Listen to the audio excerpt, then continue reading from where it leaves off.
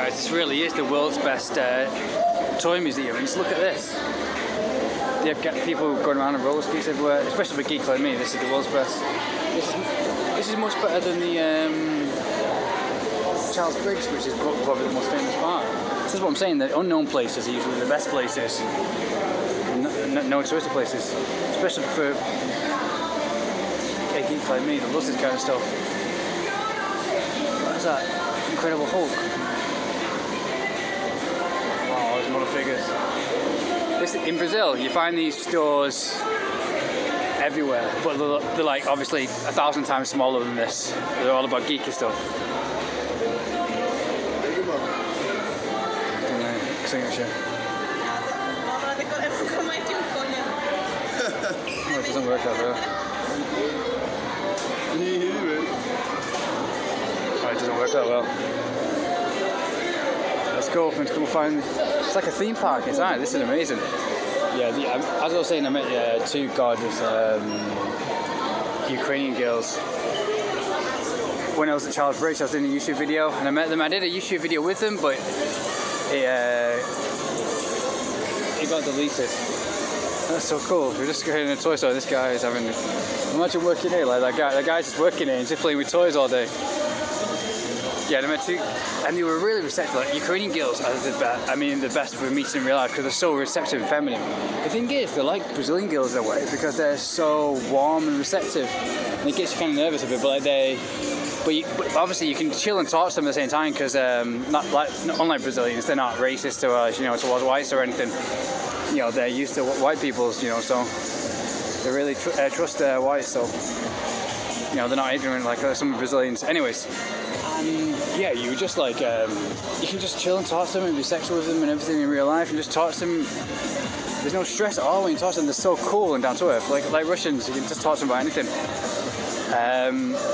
But yeah, and we got on really well. She messaged me on, they have a mirror museum. Hope it isn't just two museums. They must have they have a mirror maze upstairs, so we've got to go visit that.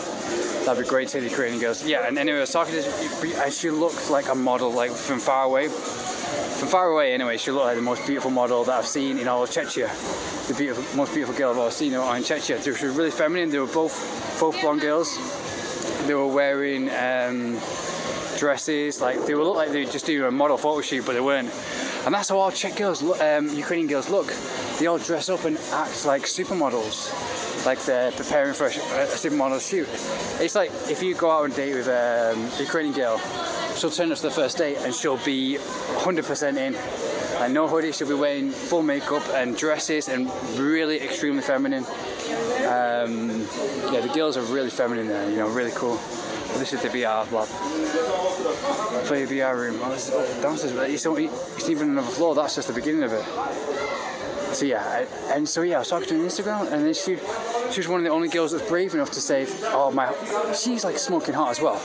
And she said to me, my photos are really hot, with a fiery emoji.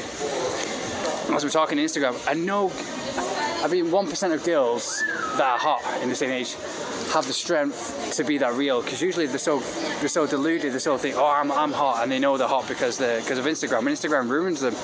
Yeah, it makes them so ignorant and it makes them so full of themselves, so it's all downhill from there. So they just eat McDonald's and get fat and get all the money they can online. But Ukrainian girls are one of the few women left of age, 20 or over, who Instagram or social media hasn't killed them. But the bad thing is that the war and everything has made them so full of themselves. That's my favourite character for one of my heroes though. But anyways, I'm trying to sum this up real quick in case my battery runs out. But yeah, anyways, I was talking to her, and so yeah, I thought I'm going to meet her for. I'm going to take her to the sex museum. Her and a friend, both of us together. I'm going to make a great YouTube video. But I was too busy working, so I didn't have the chance to do that. But yeah, I'm going to message her again because she was up for it as well. She was really down for it, and they're really adventurous. Well, other girls, social media's made girls like the worst kind of girls you can imagine, except for Ukrainian girls and Russian girls, the ones that are strong enough to be real and powerful. The ones that push themselves through boundaries. There's people walking, going on roller skates. Oh, we've got Halloween costumes. So yeah, the girls that have gone through hell are the best kind of girls. The ones that have pushed themselves through limitations. But girls are too comfortable, too spoiled in this day and age, and this comfortable lifestyle has killed them. You know, they've been on the phone, getting everything from a phone. But the girls that have had to go through hell and push themselves, they're the best. And people are so scared, and the girls are so scared of it. They always think, oh no, I can't do that because of this, I can't do that because of this. And what they're really saying is that 99% of girls just aren't strong enough to push through their limitations, you know, to push through the fear, you know, and obey the sick society that's getting even more sicker and even more lazier. As the last time's going on, I think I'm becoming like the last straight real male, you know. You know, the one who is strong enough to push through limitations, and because everything one is on the other side of, you know, push through limitations, and these girls, they're all. But yeah, the Ukrainian girls are really cool because obviously they may have gone through hell. Israeli girls are the same, because Israeli girls, they all have to join the army. The girls have to join the army by the age of 18 or something after school. All the guys, all the girls, they have to join the army by the age of like 16 or 18. And obviously that pushes you through limitations. And that makes them really sexual and really... Because they push themselves through limitations, and that's when they become alive, you know, physically and mentally.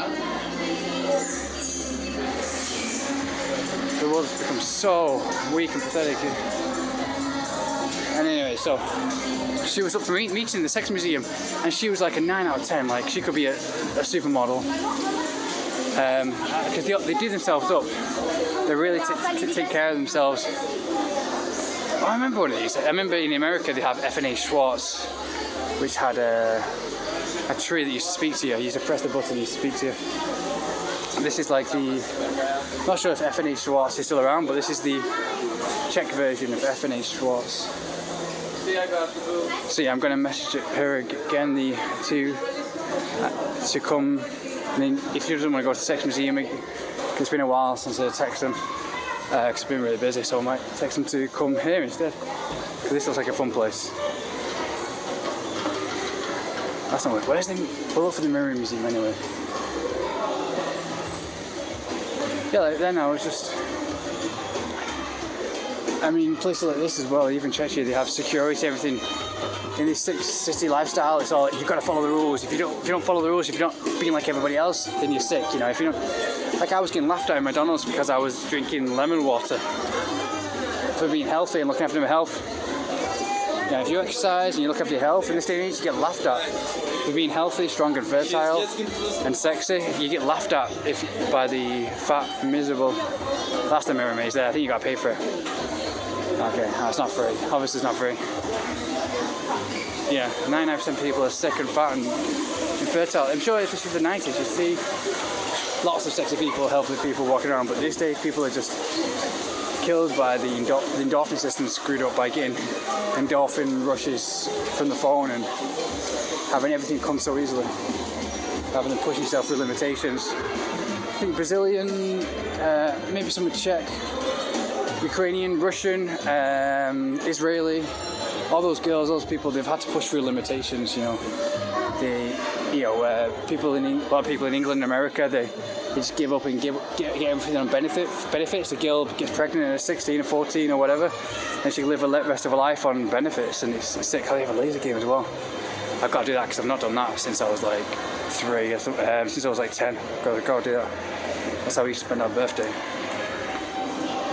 But these countries are like, you have to push yourself, because that's where you feel alive. Even me, I was working 14-hour shifts at the farm, you know, chopping wood, and you know, I was killing myself. Like, it's good. That's why I'm appreciating this time off now, because I'm so exhausted from it. I mean, even now I'm still got cuts on my legs, and I feel the nettles and the bruises from the working 14 hours a day, feeding the animals and doing heavy lifting all day, every day, changing the changing the farms. And by the end of the day, I never felt more appreciative and more alive. Like that meal at the end of the 14-hour shift was the nicest tasting meal ever. It doesn't care what it was. It doesn't care if I was eating cardboard. It's still the most nicest tasting meal ever. Like if you just work, you know, ordinary, or, you know, go through life eating 3 meals a day, and someone gives you the most tastiest meal in the world, says, oh, this is the most tastiest meal in the world. And it's just like some Burger King or something, you know, even though it's voted the most tastiest meal in the world, it won't be tasty to you unless you really deserve it, you know, physically. If you don't push, it's like if you run a marathon, 26 miles, the most tastiest meal in the world isn't a steak or something, it's water. If you really need water, the most tastiest thing in the world is water, you know. So if you push yourself and push your body, the tastiest meal in the world can be anything if you really push your body, you know, exercise and push your body and push your mind to achieve it, or, you know, just achieve your dreams. You push yourself each and every day, or you push yourself through all limitations, then the nicest tasting meal will be anything. Obviously it'd be 10 times tasty if it was something tasty, you know.